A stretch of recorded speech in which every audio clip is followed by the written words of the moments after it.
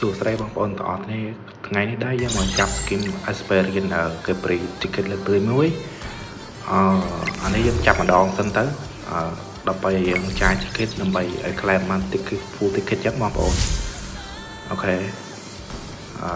បន្តមកមើលចូលមើលនៅខ្វះទៀតអាកន្លែងនេះខ្ញុំដាក់250ពេចតែ270តែបាន330ជាងយ៉ាប់ផង website បច្ចុប្បន្នចាក់មែនបងប្អូនឥឡូវខ្ញុំមានតែដាក់មករៀលទៀតទេដើម្បីឲ្យវាគ្រប់ full ticket តែ skim នេះខ្ញុំអត់ទៅឆ្លាញ់ដែរហើយនេះខ្ញុំចូលមកចាយទិញវាគ្រប់ដើម្បីឲ្យបាន full ticket របស់បងប្អូនយើងចាប់អានេះ10បន្តែនេះតែ5ទៀតមកអូខេបាន star 30បាន skim 7ថ្ងៃមួយអូខេឥឡូវខ្ញុំមើលទៅអូខេវានៅតែខ្វះអញ្ចឹងអានេះខ្ញុំត្រូវបញ្ចូលលុយ1រៀលទៀតអានេះបញ្ចូលហើយ website មួយចំនួនវាចាំមែនគេថាបញ្ចូលទៅគេថា3រៀលអីបាន full ticket ពេលខ្លះវាអត់បានទេវាខ្វះ20-30 diamond អញ្ចឹងដល់យើងបញ្ចូលអស់1រៀលអីទៀតអញ្ចឹងទៅប៉ែមែនតើហើយបងប្អូនឆ្លាញ់ skim ឯដែរសម្រាប់ skim នេះមិនជាមែនfavorite hero របស់ខ្ញុំទេចឹងខ្ញុំបែរជាកែតែអំបិលចាប់លេងទេចឹងនេះយើងខ្លែមមកដោយសារបញ្ចូលលុយ1រៀលហើយអញ្ចឹងវា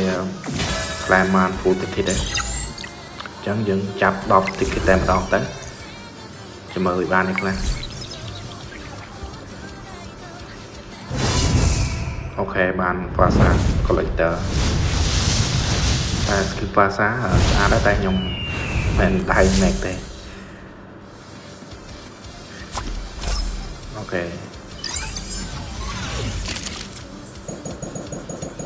ចូលទៅបានទី1ណាគេហៅលេងចេះអូខេឡើងសំមួយចាំមួយហ្មងបងប្អូន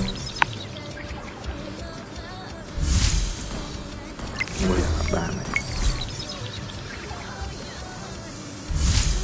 អូខេមួយទៀត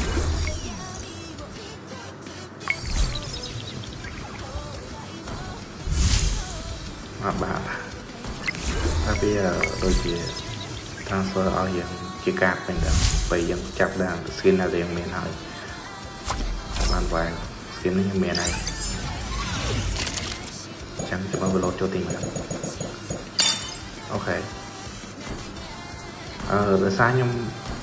អត់ស្លាញ់ណាស់ប្រហែលខ្ញុំអត់តាមទេព្រោះដោយសារខ្ញុំមិនដៃ make អូខេវាឲ្យ skin តាមដែរ emoji ចឹងវីដេអូខ្ញុំដូចជាមានតែប៉ុណ្ណឹងអានេះ record មកទៅស្អាតដែរអូខេបាយបាយបងប្អូនជួបគ្នាវីដេអូក្រោយ